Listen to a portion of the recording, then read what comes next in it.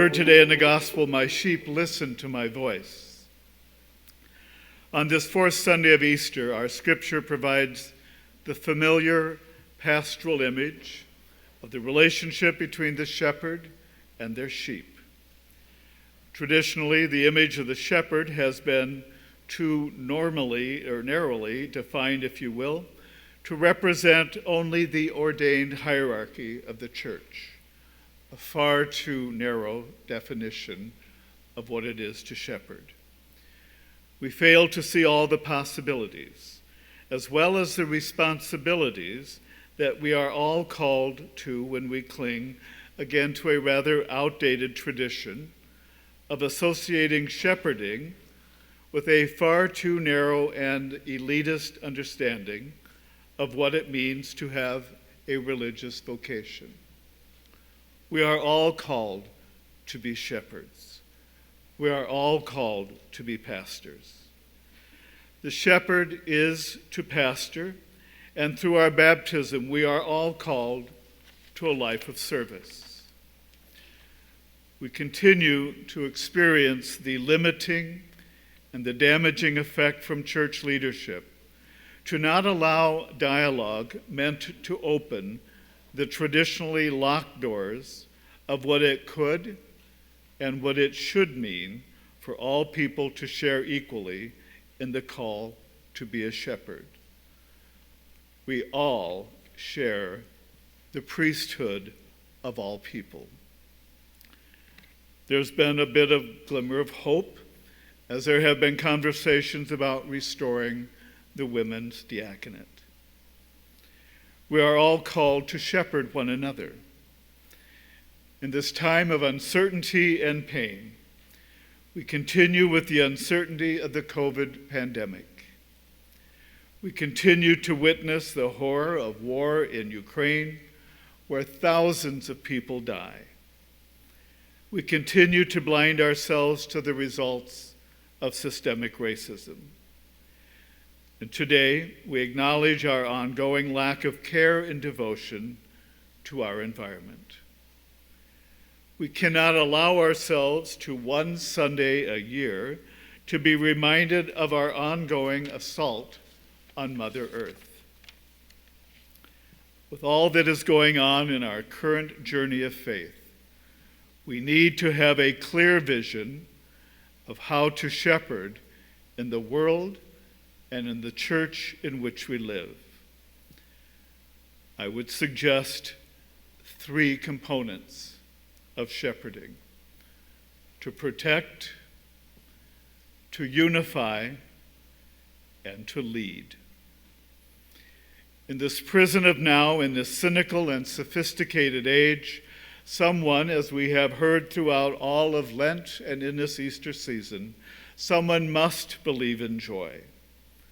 Someone must be willing to shepherd without condition, unequivocally, unconditionally. And yet, we also know the dance between our own sense of fear and ambiguity, the times that we head for the bleachers.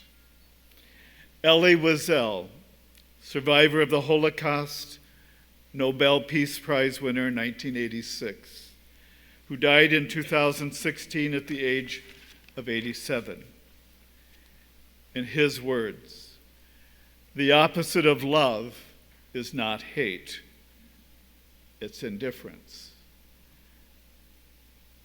The opposite of art is not ugliness, it's indifference. The opposite of faith is not heresy, it's indifference. And the opposite of life is not death, it's indifference.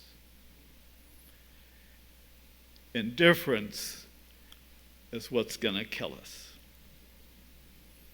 It's going to kill our planet. It's going to kill our church.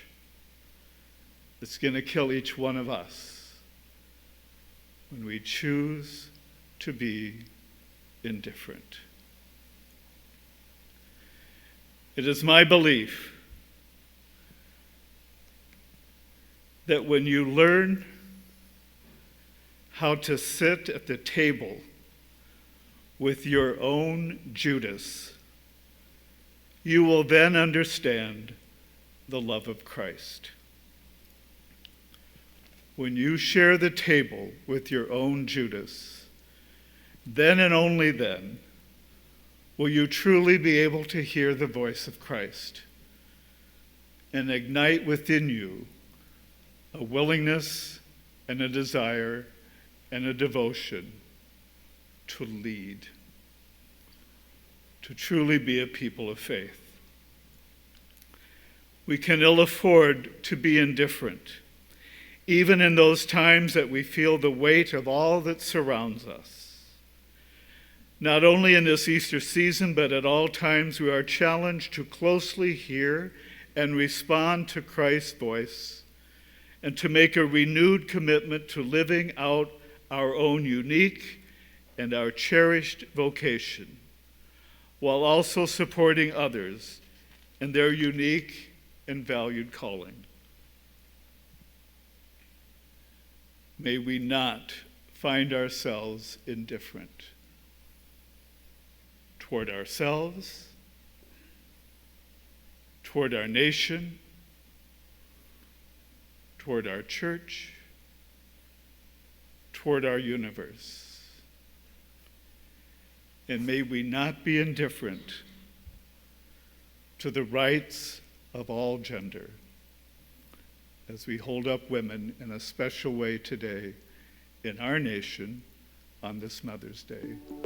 Amen.